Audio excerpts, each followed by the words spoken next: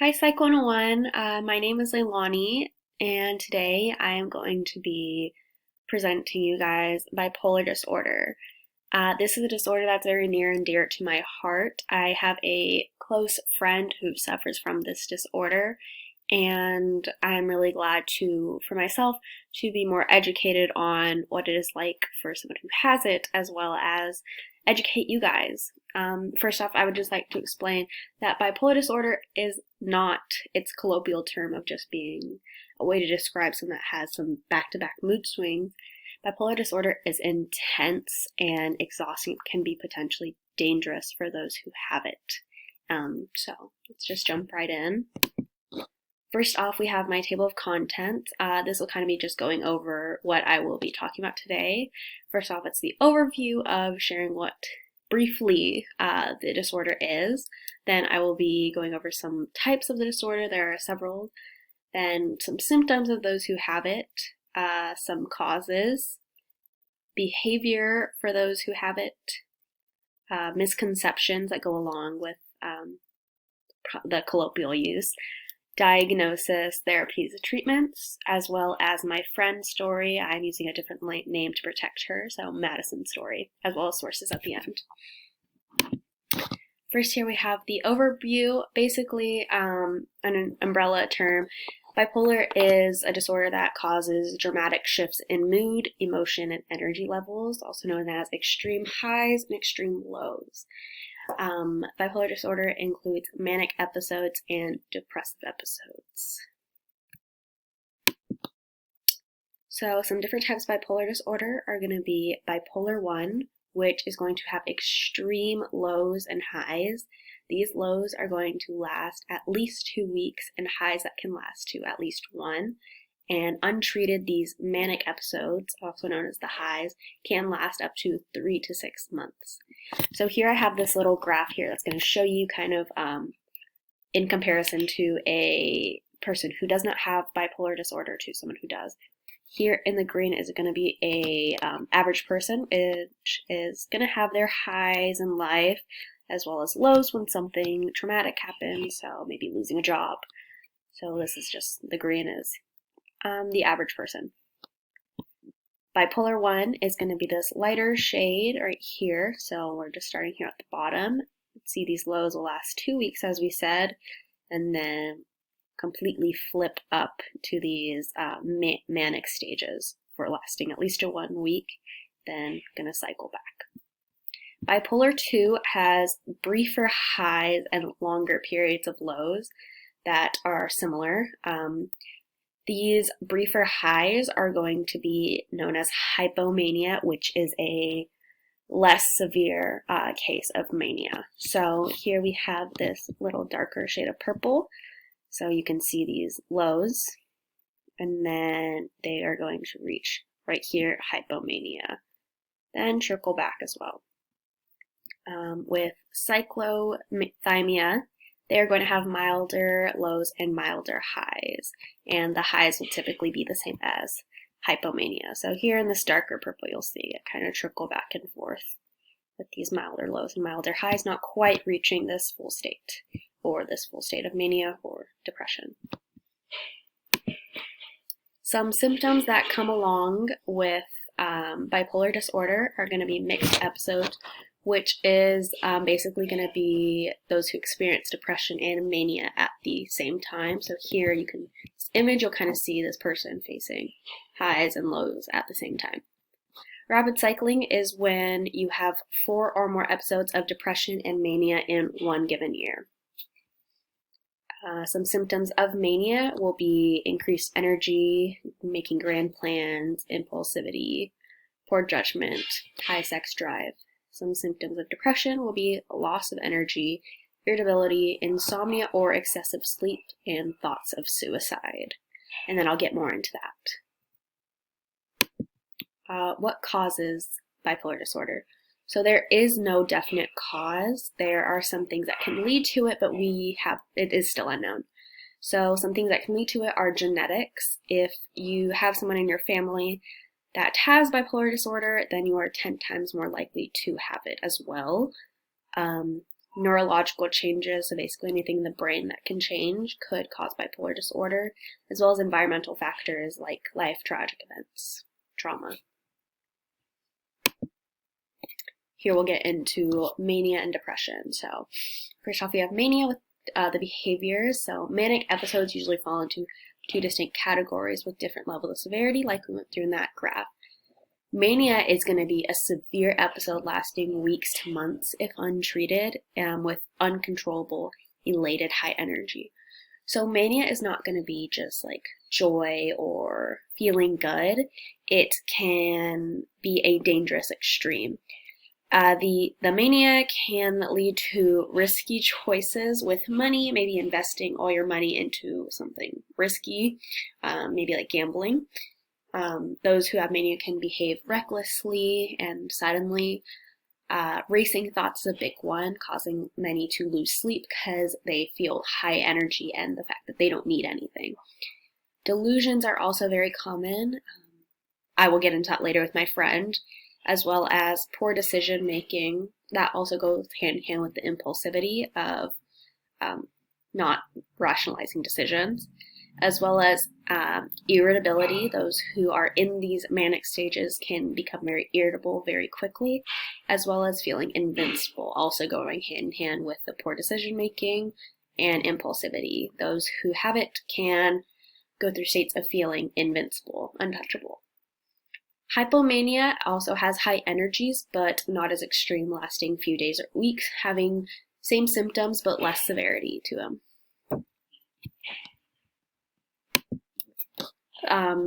Depression, also the other stage, is going to have severe symptoms impacting daily activities. The lows are going to be mostly identical to those who have major depressive disorder, also known as depression. Those who face in their depression episodes will have depressed moods, loss of interest, irritability, insomnia or excessive sleep, change in appetite or thoughts or attempts at suicide. So those who will have this will fall into a deep depression and lose interest in their work, school, friends, things that they once enjoyed, as well as suffering themselves. And mania and depression can both lead to hospitalization at times if severe enough. Some misconceptions in bipolar disorder are that they are just mood swings. This kind of goes along with the colloquial use of the term of calling people, oh, they're bipolar. This is so much more than mood swings. Those who suffer with this disorder face extreme changes in energy and activity that are not typical mood swings. These people can endanger themselves or others if the case is severe enough, as well as making extreme choices. A lot of people think mania is productive or something good to be in, that it's going to be fun. Mania can cause irrational impulsive activity, like draining bank accounts, buying or going on trips, and it's just overall a loss of control for your thoughts and actions. So many people who suffer these manic episodes will feel like they have no control over what they're doing. Diagnosis, therapies, and treatment. So a diagnosis can include, but not limited to, a medical evaluation, including physical examination at times, psychiatric assessment, mood charting, and depression screenings, or just mood disorders screenings. Therapy and treatment will be psychotherapy, also known as talk therapy or cognitive therapy, where you'll meet with a therapist to hopefully prevent or after episodes help. Mood stabilizing drugs like lithium, anti-seizure meds like, forgive me, carbamazepine and lamotrigine, atypical neuroleptics, or antipsychotics. So these could or all be prescribed to those facing these to help with the episodes. So now we're going to get into Madison's story. I asked Madison to tell me about basically her mania, what mania is like for her, as well as what the depressive states are like for her, and some misconceptions that she hears and sees, including bipolar disorder. So here are some quotes from her. So she describes her mania like this. They are usually really intense. I get super impulsive and spend my money recklessly. Just up and leave the house and don't tell anyone. Use drugs heavily, lay in the road in the middle of the night, take a bath fully clothed, book flights, and probably more, but I usually don't remember it. So Madison here explains that she does a lot of just impulsive things. She has told me very much how she doesn't think about it. It just kind of happens. So her manic episodes are very impulsive, as well as without her bipolar disorder, she has anxiety as well, and explains that her anxiety is also on an all-time high during these episodes. I don't sleep hardly at all during them because I convince myself that something bad will happen to me. One night I refused to sleep because I convinced myself that someone was lying under my bed waiting for me to fall asleep so they could cut the tendons in my legs. This also goes hand in hand with the symptoms of delusion that those can face during these manic episodes and believing that there are other people. She also one time explained to me that she thought that there were people outside of her window talking to her, like trying to get in, and she lives on a 2-story house. So those who go through bipolar disorder can go through severe delusions along with these manic episodes. Continuing on, Madison explains that she becomes hypersexual, as well as it's about 2 to 3 weeks long, explaining her manic episodes. It's an overly happy, almost euphoric feeling. I do all this bad stuff during it, but I'm overly happy. I can't explain the feeling of happiness that comes along with it. I don't usually notice I'm manic until the end of the episodes.